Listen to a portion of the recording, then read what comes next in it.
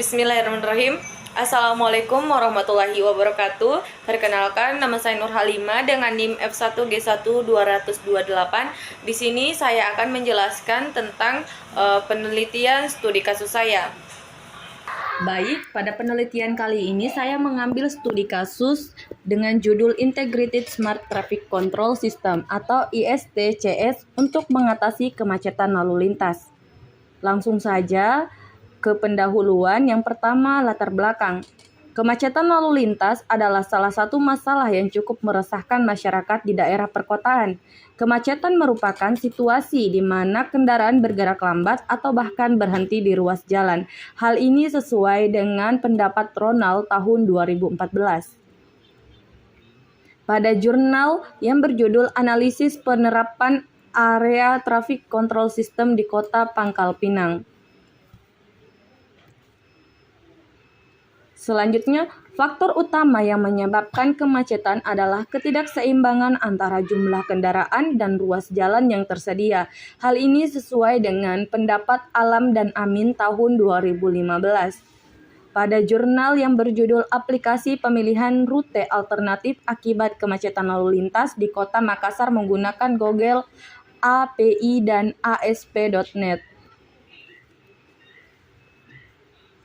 Dalam perkotaan yang padat, jalan yang tersedia seringkali tidak dapat menampung jumlah kendaraan yang terus meningkat, mengakibatkan terjadi kemacetan yang parah. Hal ini sesuai dengan pendapat Harahap Suryadi, Ridwan tahun 2017. Pada jurnal yang berjudul Efektivitas Load Balancing dalam Mengatasi Kemacetan Lalu Lintas. Masalah kemacetan juga dipengaruhi oleh kurang optimalnya penggunaan transportasi umum. Masyarakat seringkali lebih memilih kendaraan pribadi daripada transportasi umum, mengakibatkan peningkatan jumlah kendaraan di jalan, sehingga diperlukan langkah-langkah untuk mendorong penggunaan transportasi umum yang lebih efisien dan nyaman. Hal ini sesuai dengan pendapat Tahir tahun 2005. Pada jurnal yang berjudul Angkutan Massal sebagai Alternatif Mengatasi Persoalan Kemacetan Lalu Lintas Kota Surabaya. Selanjutnya, penyebab kemacetan yang tidak boleh diabaikan adalah praktik parkir liar atau parkir sembarangan di jalan-jalan perkotaan karena dapat menghambat arus lalu lintas dan menyulitkan kendaraan lain untuk bergerak. Hal ini sesuai dengan pendapat Apriyono dan Rumlus tahun 2021.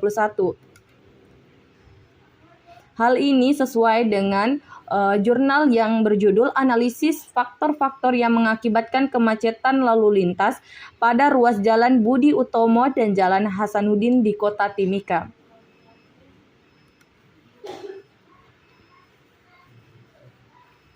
Selanjutnya, penggunaan teknologi canggih seperti Integrated Smart Traffic Control System atau ISTCS adalah salah satu cara untuk mengatasi masalah kemacetan lalu lintas yang dapat mengelola lalu lintas secara cerdas berdasarkan data yang benar-benar terjadi di lapangan. Hal ini sesuai dengan pendapat Taufik tahun 2020. Dengan judul jurnal Integrated Smart Traffic Control System menuju Pekanbaru sebagai Smart City. Selanjutnya, edukasi terhadap publik tentang pentingnya aturan lalu lintas dan kesadaran akan masalah ini juga harus ditingkatkan agar dapat mengurangi kemacetan lalu lintas dan menciptakan lingkungan perkotaan yang lebih lancar dan efisien. Hal ini sesuai dengan pendapat Ronald tahun 2014. Dengan judul Analisis Perencanaan Penerapan Area Traffic Control System di Kota Pangkal Pinang.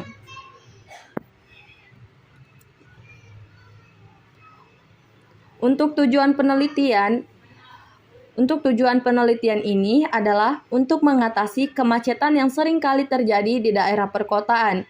Adapun manfaat dari penelitian ini adalah bagi masyarakat untuk mengatasi permasalahan lalu lintas yang sering kali terjadi, dan untuk manfaat pembaca dapat memberikan lebih banyak wawasan terkait topik permasalahan yang dibahas. Kita langsung saja ke bab 2, yaitu tinjauan pustaka. Kemacetan adalah kondisi di mana arus lalu lintas yang lewat pada ruas jalan yang ditinjau melebihi kapasitas rencana jalan tersebut, yang mengakibatkan kecepatan bebas ruas jalan tersebut mendekati atau melebihi 0 km per jam, sehingga menyebabkan terjadinya antrian. Hal ini sesuai dengan pendapat Novianto tahun 2020. Dengan judul jurnal Analisis Kemacetan Lalu Lintas Akibat Parkir di Badan Jalan. Menurut Poerwadarminto tahun 1976, kemacetan adalah keadaan tidak bekerja dengan baik, serat tersendat, terhenti, dan tidak lancar. Hal ini sesuai dengan pendapat Ega dan Sahlul tahun 2023. Dengan judul jurnal Analisis Tingkat Kemacetan dan Faktor Penyebab Kemacetan Lalu Lintas di Jalan Sultan Hamid II, Kecamatan Pontianak Selatan. Kemacetan menurut Gito Sugianto adalah situasi atau keadaan tersendat atau bahkan terhentinya lalu lintas yang disebabkan banyaknya jumlah kendaraan melebihi kapasitas jalan, sesuai dengan pendapat Yusuf tahun 2016. Dengan judul jurnal Analisis Biaya Kemacetan Kendaraan di Jalan Setiabudi dengan studi kasus depan sekolah Yayasan Pendidikan Safiatul Amaliyah.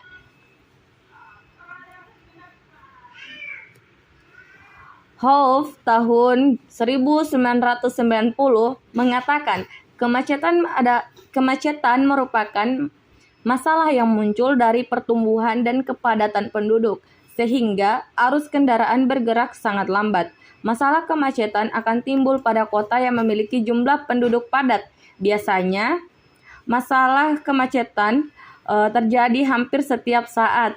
Ini membuat lalu lintas di ibu kota menjadi tidak nyaman bagi para pengguna jalan.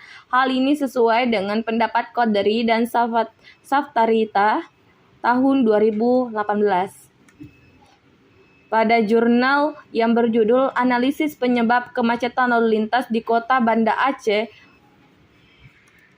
Selanjutnya, lalu lintas adalah setiap hal yang memiliki kaitannya dalam menggunakan sarana di ruang lalu lintas sebagai suatu sarana utama untuk tujuan yang ingin dicapai.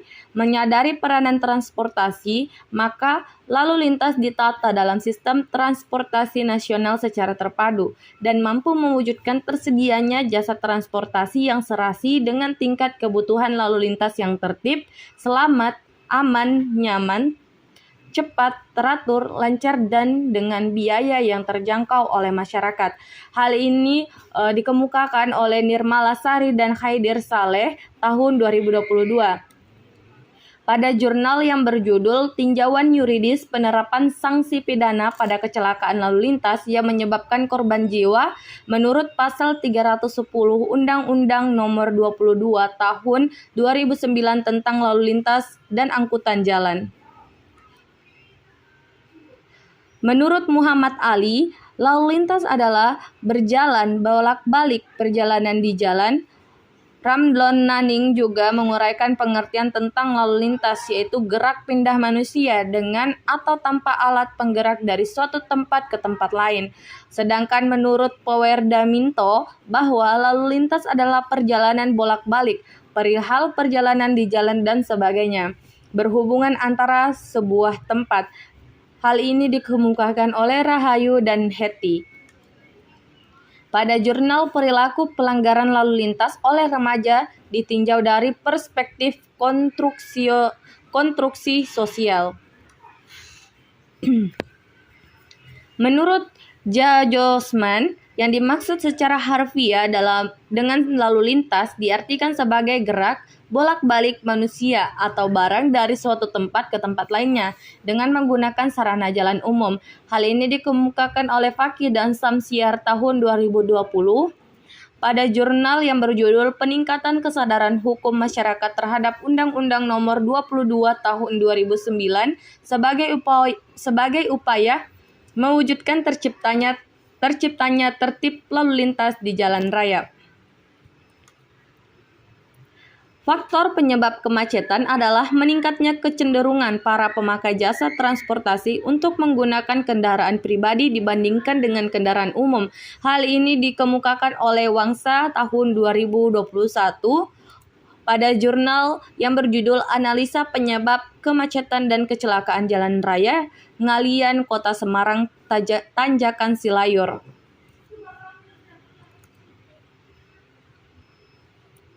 Menurut Bodiningsi, tahun 2011, kemacetan lalu lintas terjadi karena beberapa faktor, seperti banyaknya pengguna jalan yang tidak tertib, pemakaian jalan melawan arus, kurangnya petugas lalu lintas yang mengawasi, adanya mobil yang parkir di badan jalan, permukaan jalan tidak rata, tidak ada jembatan penyeberangan, dan tidak ada pembatasan jenis kendaraan. Hal ini dikemukakan oleh Kawul dengan judul Jurnal Analisis Dampak Kemacetan Terhadap Ekonomi Pengguna Jalan di depan Tugu Taman Kota Manado.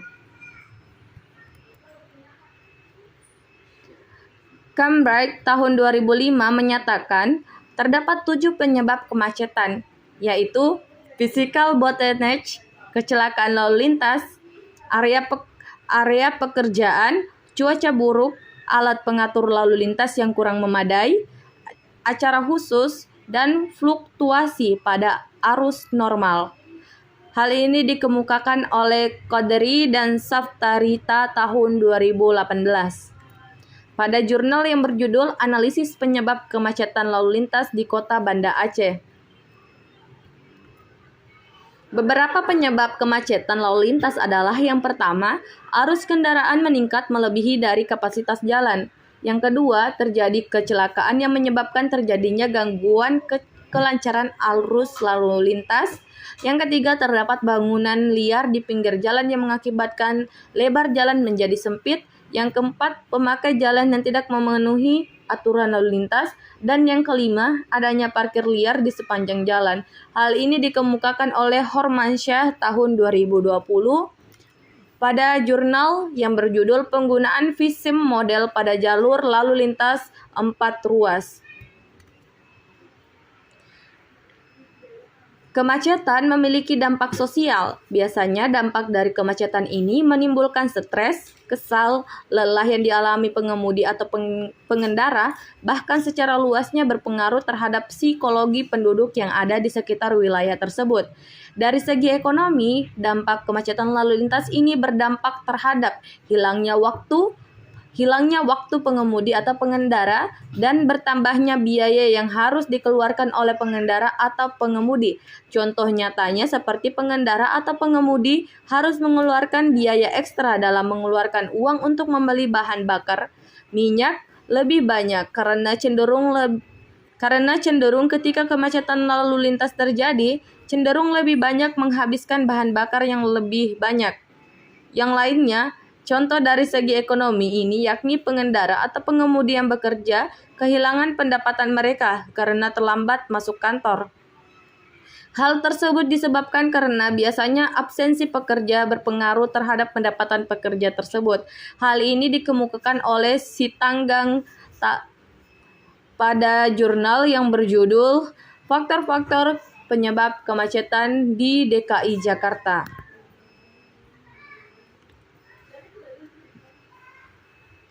Kemacetan juga memberikan dampak negatif yang besar terhadap aktivitas kehidupan masyarakat luas. Di antaranya adalah kerugian waktu karena perjalanan transportasi terhambat, pemborosan energi atau bahan bakar, kendaraan lebih cepat rusak karena panas mesin yang berlebihan, meningkatnya polusi udara. Seringkali kemacetan meningkatkan stres dan emosional para pengguna jalan. Dampak negatif kemacetan adalah mengganggu kelancaran transportasi darurat seperti ambulans dan pemadam kebakaran. Hal ini sesuai dengan pendapat Harahap Suryadi Darmawan tahun 2017 pada jurnal yang berjudul Efektivitas Load Balancing dalam Mengatasi Kemacetan Lalu Lintas. Integrated Smart Traffic Control System atau ISTCS dapat digunakan sebagai solusi tata kelola lalu lintas kendaraan berbasis teknologi. ISTCS merupakan solusi sistem deteksi dan kontrol otomatis yang terintegrasi dengan sistem informasi geografis. Terdapat dua bagian pada ISTCS yang saling terintegrasi, yaitu Smart Traffic Control System atau STCS dan Smart Map. ISTCS adalah processing unit yang terkoneksi dengan IP kamera. Diprogram menggunakan bahasa Python untuk mengatur time lampu lalu lintas berdasarkan data jumlah kendaraan yang terdeteksi. Jumlah dan jenis kendaraan didapat dari proses deteksi objek menggunakan deep learning dengan inputan video dari IP kamera. Jika antrian kendaraan berstatus padat, maka STCS akan mengatur lama menyala lampu hijau lebih panjang. STCS juga mengirimkan informasi kepadatan lalu lintas tersebut ke Smart Map. Smart Map adalah sistem informasi geografis yang menampilkan peta dan lokasi lampu lalu lintas secara kontinu. Smart Map menerima informasi kepadatan lalu lintas dari masing-masing STCS dan menampilkan informasi tersebut pada peta. Hal ini sesuai pendapat Taufik tahun 2020.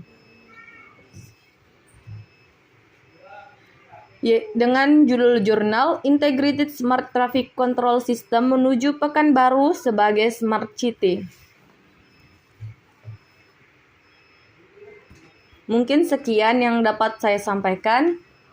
Kurang dan lebihnya mohon dimaafkan. Akhir kata, wassalamualaikum warahmatullahi wabarakatuh.